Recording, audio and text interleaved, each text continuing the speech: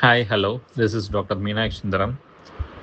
சிறுநீரக அறுவை சிகிச்சை, ஆண்மையியல் மற்றும் சிறுநீரக மாற்று அறுவை சிகிச்சை நிபுணர். இன்னைக்கு நம்ம ஆப்ரேட் பண்ணது ஒரு 70 வயசு ஆண். அவங்களுக்கு விந்துப்பை வீக்கம் இருந்தது. அவங்களோட விந்துப்பை ரொம்ப பெரிதாக இருந்தது. நார்மலான விந்துப்பை அளவு எவ்வளோ? 20 கிராம்ஸ். அவங்களோட விந்துப்பை பார்த்தீங்கன்னா 150 கிராம் கிட்ட இருந்தது.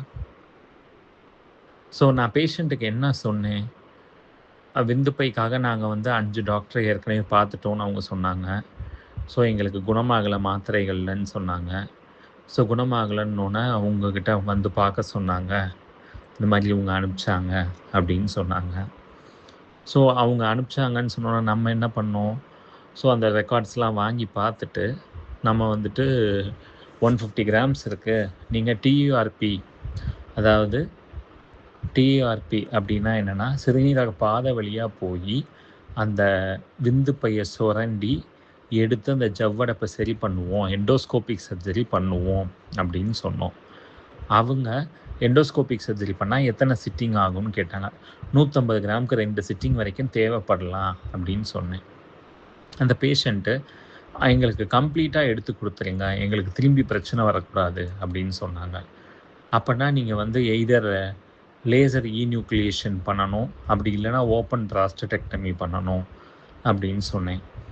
அவங்க எங்களுக்கு ஓப்பன் பண்ணி கம்ப்ளீட்டாக எடுத்து கொடுத்துருங்க, எங்கள் ஃபேமிலிலேயும் டாக்டர்ஸ் இருக்காங்க, அவங்கள்ட்ட டிஸ்கஸ் பண்ணோம், அவங்க ஓப்பன் பண்ண சொன்னாங்க, பண்ணி கம்ப்ளீட்டாக எடுத்து கொடுத்துருங்கன்னாங்க. இப்போ நம்ம கம்ப்ளீட்டாக எடுத்து கொடுத்துட்டோம். இப்போ பேஷண்ட் நல்லா இருக்கார், போஸ்ட் ஆப்ரேட்டிவாக நல்லா இம்ப்ரூவ் ஆகிட்டு வர்றாரு. ஸோ இதே மாதிரி காமனாக மக்கள் எங்ககிட்ட கேட்குற கேள்வி, எதுக்கு விந்துப்பை அடைப்பு ரொம்ப காமன்னு சொல்கிறீங்க 60 வயசுக்கு மேலே அப்படின்னு கேட்குறீங்க. ஸோ பெண்களுக்கு பார்த்தீங்க அப்படின்னா மாதவிடாயின்னு ஒன்று இருக்குது, 50 வயசில் தீட்டு நிற்கிது. அதே மாதிரி நம்ம ஆண்களுக்கு 50 தாண்டிடுச்சு, 60 ஆயிடுச்சுன்னா விந்துப்பையில், விந்து சுரக்கும் பையில் ஏற்படும் ஏஜிங், வயது முதிர்வு மாற்றங்கள் தான் இது. இதை எல்லா ஆணும் அனுபவிச்சு தான் ஆகணும். சில ஆண்கள் தான் தப்பிக்க முடியும். ஏன் நாய் நரிகளுக்கு இது வர்றதில்லை? அவங்களுக்கெல்லாம் விந்துப்பையை சுற்றி ஓடு கிடையாது. அந்த தேங்காயில் பார்க்குற தென்னை ஓடு மாதிரி ஓடு கிடையாது. ஸோ வெளி வளர்ச்சி இருக்கும், நமக்கு உள் வளர்ச்சி இருக்கும், சதை. அதனால தான் நமக்கு ஓடு இருக்குது. அந்த தேங்காயில் இருக்க தென்னங்கூடு மாதிரி நமக்கு ஒரு ஓடு இருக்குது, கேப்சியூல்னு சொல்லுவோம் அந்த ஓடை. அது இருக்கிறதுனால தான் நம்ம கஷ்டப்படுறோம். அப்போ இது வந்துட்டால் நம்ம என்ன பண்ணணும்? அப்போ ஏர்லி ஸ்டேஜ்லேயே டாக்டரை பார்த்து, இதோட காமன் சிம்டம்ஸ் என்ன?